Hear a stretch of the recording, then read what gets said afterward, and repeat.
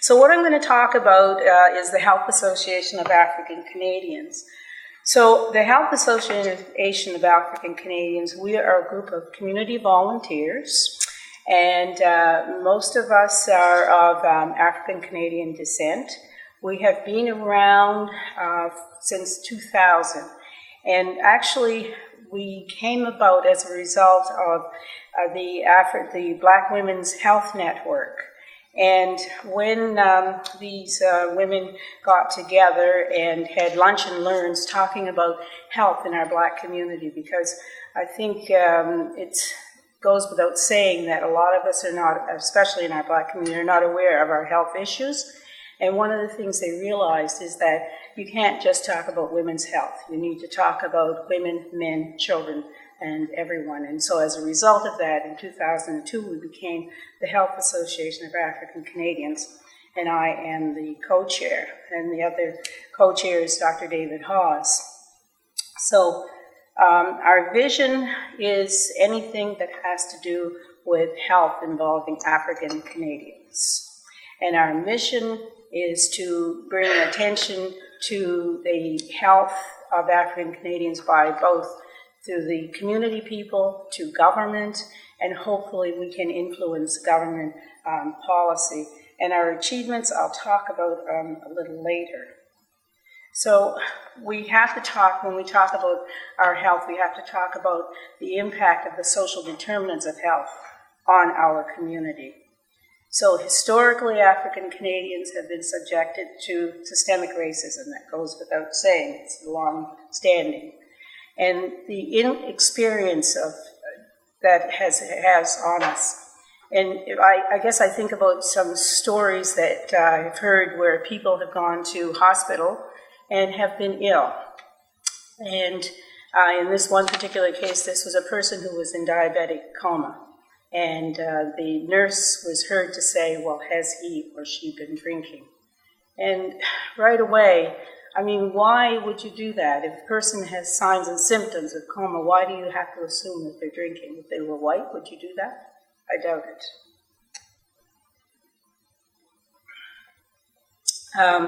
One of the things that we are really hopeful is that we can have our health professionals and health care providers push government to collect data, because we don't have health data. So how do you know what you're treating? How do you know?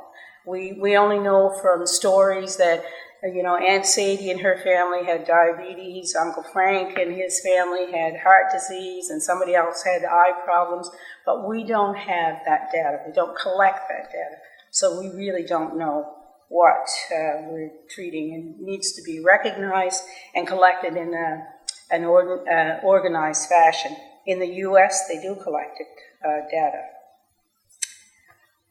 Their gradual progress is being made. My understanding is that there is some move afoot to look at a process of collecting data. But the other problem that we have is that there is very little research. What research we have is qualitative. And, you know, if you're wanting to have actual facts, the research needs to be scientific based. And most of our research is qualitative. And there is, I've already said that. Getting ahead of myself. So the diseases that impact us. And a lot of this is based on African American information as opposed to Canadian information. But we do know that as African Canadians, we are at risk for hypertension, smoking and tobacco use. Not so much in Canada, but certainly in the American statistics, influenza vaccination, there's limited exposure to that, infant mortality, teen pregnancies, asthma and tuberculosis. Obesity is a huge problem, physical inactivity, poor nutrition. If you're underemployed, you're not going to have, you're not going to be active. and I've already said high cholesterol. So these are the chronic diseases that we did a study in the communities of North Preston, East Preston, Cherrybrook, and Lake Loon, and we asked community people what they saw as the diseases that were problematic in their community. And they identified hypertension, diabetes, sickle cell anemia, HIV/AIDS, and also they identified cancer as another problem.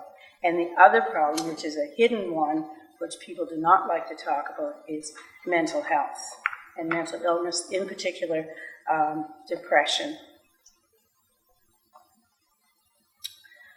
So as our mandate or I have to stop and take a breath.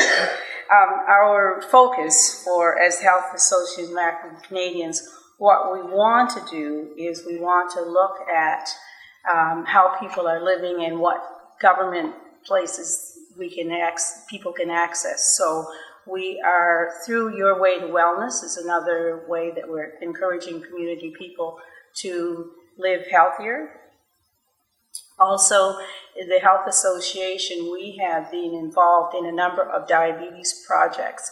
And the first project we had it targeted youth, and we made a video, and actually the video is called Healing Ourselves. And in that video, they discussed the myths and facts in terms of diabetes.